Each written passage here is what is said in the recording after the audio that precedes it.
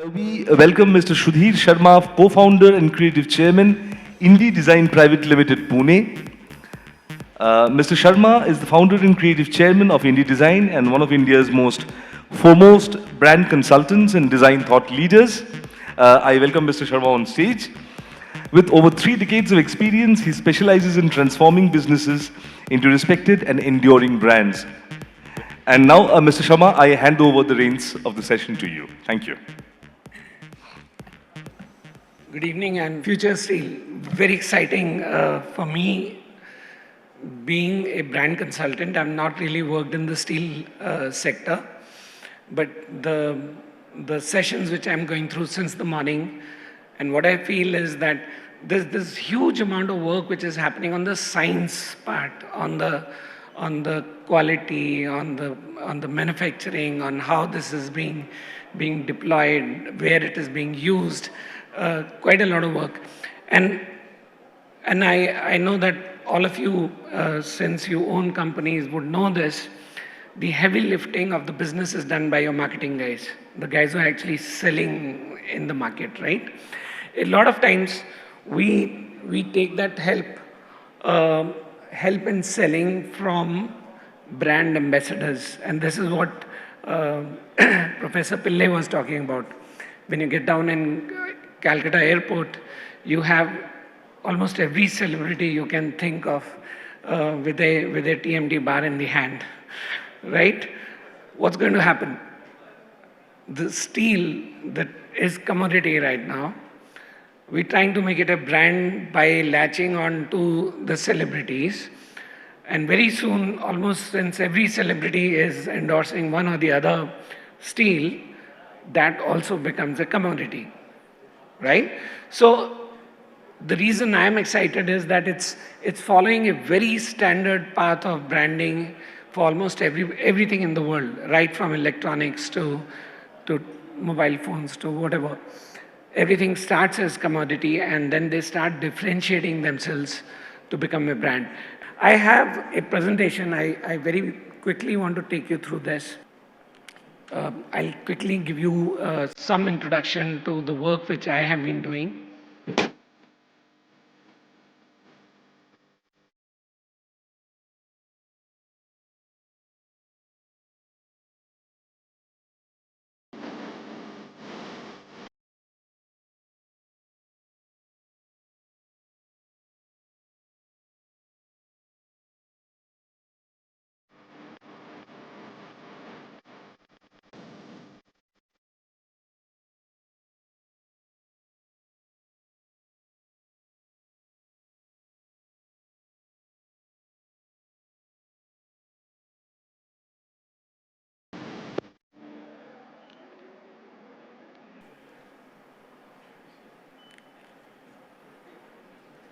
Some of the projects which I had done recently, the projects which were not represented here is ICICI Bank, which I had done in 1996.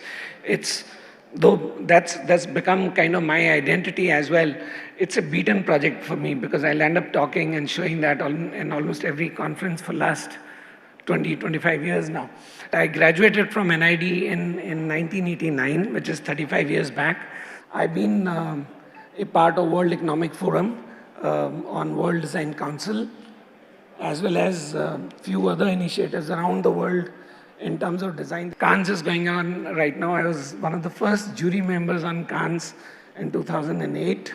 I'm based in Pune. I ended up doing the city branding of Pune itself, started my own companies, and I run an initiative called DesignIndia. I used to publish a magazine called DesignIndia, covering all design aspects for quite some time. And now I host awards called India's Best Design Awards. And we have an event which is something like this once a year where we have the design heads of various companies. And I've written a book recently called Design Attitude. The foreword is written by R. Balki and the end note has been written by Rajiv Bajaj, MD of Bajaj Auto. And that's the event we have this year coming up. This is a very small presentation again, which I want you to see very clearly to understand where does the storytelling in brand start How do you start with the story? A lot of times when we sit with the clients, for example, it's not something out of the blue which you pull out. I know it's seen as creative, but it's not really creative. It's very, very contextual. Context in various aspects, right? So I'll talk about what is a brand, why do you need it? I think more or less today, the requirement of a brand is very clear. It's seen as probably one of the strongest tools of selling. Your sales depend on the brand. But that's not really true. If you look at it from the customer point of view, person who's buying from you, for him, brand is not just because he knows you, he's buying it. It's telling him more than just being aware of your product. It's telling him about a lot. It tells him about the ethos of your company, right? That's how the brand is to be built. These are the elements of the story which come up. It tells him about the perception. What are the behaviors? What is the spirit? What is the process? What are the stories about your manufacturing, about what's the background, why you are into this. A lot of history, right? All our companies have histories, intentions, expectations, characters, needs, questions. And then there's a promise. When you buy an Apple iPhone, there's a reason you buy it, not just because it's called Apple. You know it's going to function in a certain way. It's going to do certain minimum level of work for you with certain surety, right? This is that trust which you are buying. That trust is built over the years. No brand is built overnight. I will talk about the brands built in advertising and through celebrities, and the brand built through product, a lot of engineering and a lot of science and research behind it. But that promise is what customers are buying. And finally is the atmosphere, right? The atmosphere in which you are manufacturing and you are selling your particular things. I use that Olympic insignia as a symbol. But if you actually also, before getting into the brand journey, if you understand what is the background of a brand, how brand is actually designed, it's a whole lot of research. And research is always in terms of context. What is the context today? What is the context tomorrow? What is the environment today? What will be the environment tomorrow? What are the expected changes which are going to happen? And who's your audience today? Which will be your audience tomorrow, right? And then you need to articulate all that in terms of aspirations, in terms of gaps and characters and behaviors. Then design your brand accordingly. And you continuously evaluate it. What that also means is that it is a very iterative process. It keeps going on. I'm sure all of you are very aware of this. This is on this, that, you keep going ahead and back on this. But what it does is it gives you an articulation of what your brand means. It's an understanding of the brand. And obviously, it doesn't just stop at the symbol, the logo, the color, or the brand ambassador. Right? It tells you what your product is, how your product is actually going to help somebody in the market, how do you differentiate your product. And all that differentiation actually comes from all the discussions which we've been having since morning. I'll talk about this later. But once you have these positions which are very clear, they drive your design again. They drive almost everything in your company, what your HR policies are, what your environment will look like, everything, right? So, brand is for creating a differentiation so that you stand apart from your competitor, but that's just one function. And I feel in steel industry, this is where we are standing right now. Right now, we are creating a differentiation in terms of perception in the customer's mind. We've not gone beyond that. I'll talk about where all we can get into this. Create a recognition. Now, this is true. When there was only 1, 2, 3 steel companies with ambassadors, made sense. Now there are 30 steel companies or 40 of them with ambassadors. Recognition is gone, right? So we are back to square one. But it basically creates insights and expectations. When you talk about Apple, I'll take that example again. If you buy an iPhone, you know exactly what iPhone would do for you. And if it doesn't behave in the way you want it to behave, what do? You'll end up complaining saying, this is not what Apple does. Apple does much more. The brand starts driving your company. It's not the people who drive the company. It's not the customer who's driving the company. There's an expectation which is built by the brand itself, right? And then, of course, it creates a delight in customers' mind when they, even if they pay higher price for it. It creates impact and engagement. And obviously, that's what we're looking for. Clarity, brand gives you clarity. It gives you consistency. Now, clarity is when you're very clear why this product is better than this product. That is clarity. If you say, ye le lo, koi farak nahi padta, that is not clarity. Clarity is when you know, mujhe ye lena hai. If you do that again and again and again, the brand has a consistency. That's why you actually get that clarity, right? It comes to a leadership position. Any brand which has been able to convey the clarity it has in the market for some time, 10 years, 5 years, all the brands we know. Look at Bajaj, for example. Look at ICICI. Look at Toyota. Over the years, consistently, they have given you the same what is expected from them. And they are all in leadership position, right? But brand is not a one-time exercise. Now that's something good for me because I realize that you can't really create a brand and leave it saying branding ho gaya mera. It never happens. Brand is like holding water in your hand. It is always leaking. So you need to continuously keep filling it, retuning it, refurbishing it, right? It needs to be created, it needs to be managed, it needs to be evaluated regularly. And that's what is called as, brand life. Very small example, there are only these 5 senses we have as human beings. Now I'm talking on the perception side of the brand, not the product side of the brand. Vision, sound, touch, smell, taste. There's no sixth sense. There is something called sixth sense, which we've not been able to define yet, so I'll stick to these 5. So, because of these 5 senses, whenever they get activated, what do we feel? We have feelings. If I'm looking at you and there's a certain temperature in the room, I have a certain feeling right now, right? Feelings create emotions, and emotions create opinions. These opinions are positive or negative. They're binary. You know, either I like it or I don't like it. You stand outside in the queue for the food, and the first bite you take and you say, smelling very nice, tasting very nice, good food, means you like it, right? Or if you take a bite and say, chicken is not very right, so you don't like it. So either you like it or you don't like it. Negative or positive, you are having an experience. It's experience you're having. The moment you have an experience, it becomes a brand.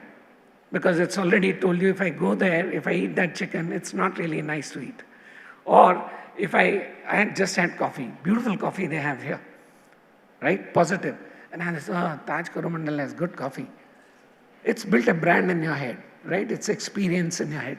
Brand is in a way experience. When there is no experience, you actually don't know the product, you don't know the service, you don't know the name, there is no brand, right? And that's where the huge opportunity lies, because in all our companies, I mean, we connect with people. How many people do we connect with? 100,000, 200,000, 1 million? And we are a country of 1.4 billion people. So there's so many people we've not connected with. They don't know about us. They don't know what we do. They don't know about our product. Our market, our branding actually lies with people who don't know us. We need to attract them towards this. That's where the potential of the brand is. So brand is always built for the people who don't know your product, who have no experience of your product. Anyone who has experience of your product, his branding is done. You can't really shake it. If, for example, I'm giving a wrong example of this chicken here or whatever. If you go to a restaurant and you eat the food there and you don't like it, and next day in your house you see a full page advertisement of that restaurant, what will come to your mind? Why are they wasting money? It's such a useless taste, right? The brand is built. So you can't build branding through advertising. On the other hand, if you like the food and you see the advertisement, what will you say? You say, why are they wasting money? The food is very good. I already know about it, right? So branding cannot be built. That's why people say you only have one chance to build a brand. There's no second chance to build a brand. So you need to do it very, very carefully. People who don't know you, people who don't know your product is always larger in number. There's a larger market, they have the larger influence, and there's a large number. So that's why branding is so important, that you need to build brand for people who don't know you at all, because they are the ones who create the opinion and the word of mouth. Now, very interesting point is, I used to take this example in my classes earlier. Mercedes. Everybody knows of the brand Mercedes, right? Everybody knows Mercedes. Anyone who's not heard of Mercedes? Right.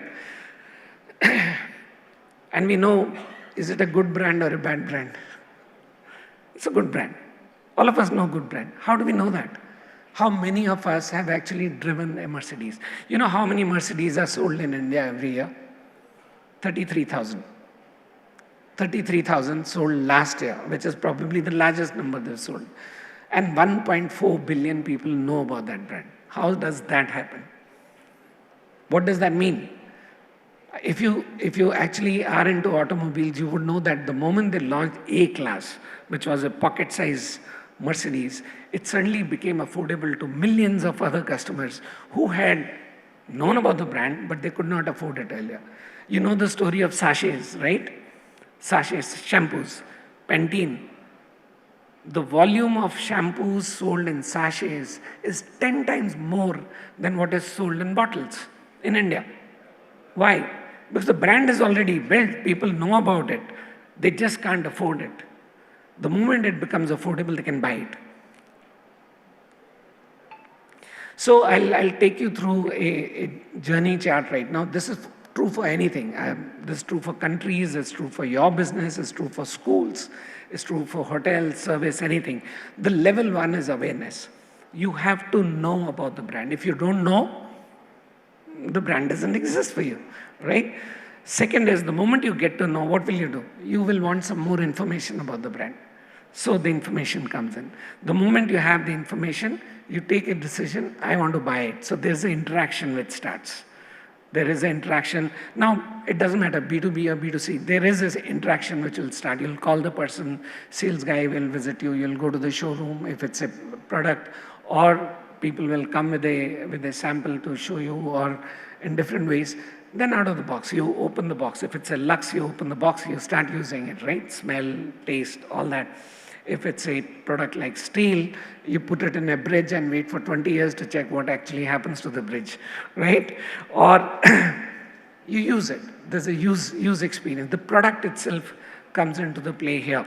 And then something goes wrong and you need help, you need support, and the company is there to support you. So the service part of it, right? I need more information, I need data, I need certifications, I need many things to be able to put this together. And then there's a time that I need to buy the product again. This is the brand journey, right? For anything in our life, right from textile to soap to toothpaste to even steel. This is the journey which we go through. Now look at this. Each of this journey, I don't know if you can read these, comes with number of interfaces, right? And what is, as owners of the businesses, what is our business? Is basically to control these interfaces. If we can control these interfaces in one linear form, that means I know how to create the awareness. Once somebody looks at he becomes aware of my product, my service, my company, he will need more information. How do I give him that information?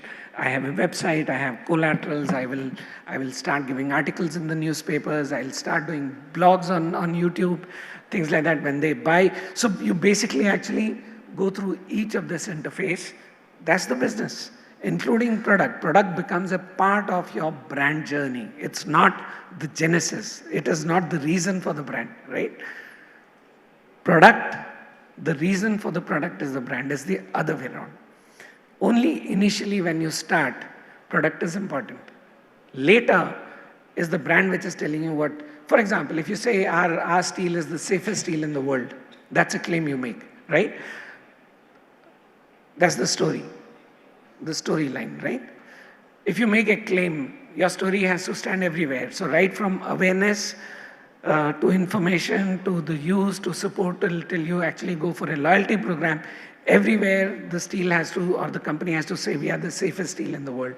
Prove it to the world, right? Other people have to say you are the safest steel in the world. We know this example, Gisapita example, Mercedes again, right? Safest car in the world, Volvo, safest car in the world. What are they doing? They are trying to prove this again and again to you. So, if you actually see, there's a perception part, awareness and information. How to create awareness? Get Mahendra Singh Dhoni to hold your bar and stand. Get a film actor to stand with you. That's the way to create the awareness. People are aware of something else. You associate with that, and you hope that just because you are associating, this is called brand ambassadorship, right? People will get to know. Awareness, yes. People will get to know your product. People will get to know your name. Once they get to know, now what? You can't stop there. You can't say, my branding is done. My branding is done just because I have a good brand ambassador, right?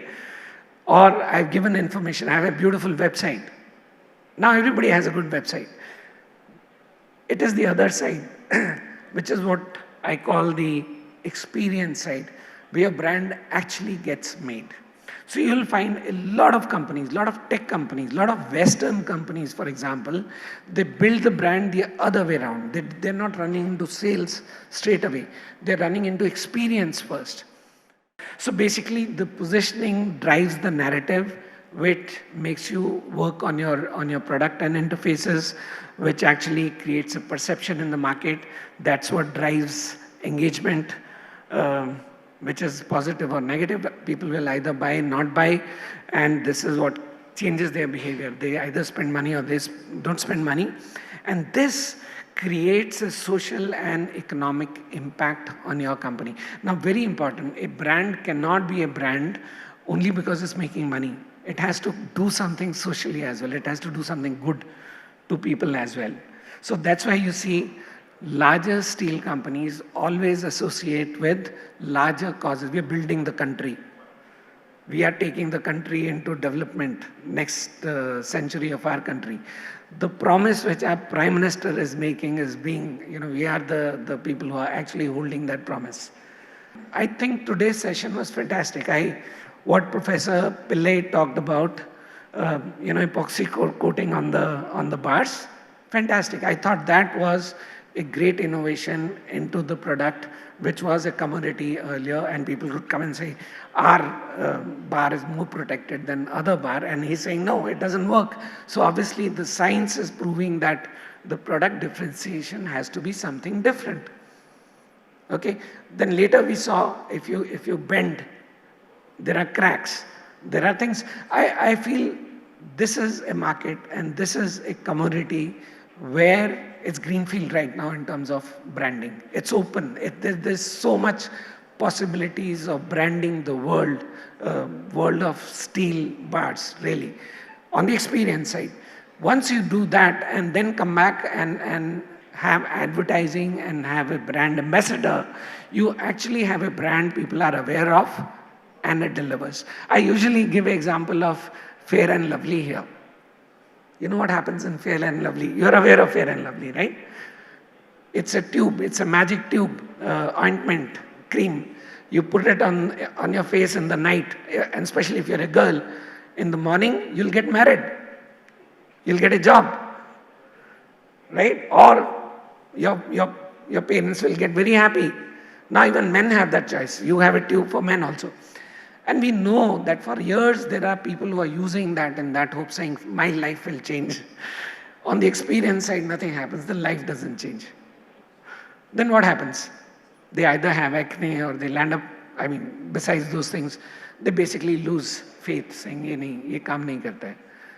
But what happens to the company? Is Fair and Lovely good brand or a bad brand? It is a brand. Like I told you, even bad brands are brands. So if you see villains, huge brands. Look at the way some of our celebrities act in front of the cameras, to be nasty. Big brand. It's a big, big brand. Anything which gets you noticed, the awareness level goes up, right? What happens? Your cases, millions of cases of Fair and Lovely get sold the night that ad appears on the TV. And that's enough for the company. And company is happy for next 6 months. They'll release another ad in 6 months, and same thing. So it's a brand which is led by sales. It's not a brand led by experience. So that's one very big thing which happens. That's why I say that if you look at the storyline, the story is one when you are actually in the perception mode, and in the experience mode, the story changes. This is the GAN which I wanted to give you, that this is something which we need to take care of in our steel manufacturing. It's not there yet. The experience side of the brand is, I think, it'll start building now. And we have a huge opportunity. It's a greenfield to build a brand there. Thank you.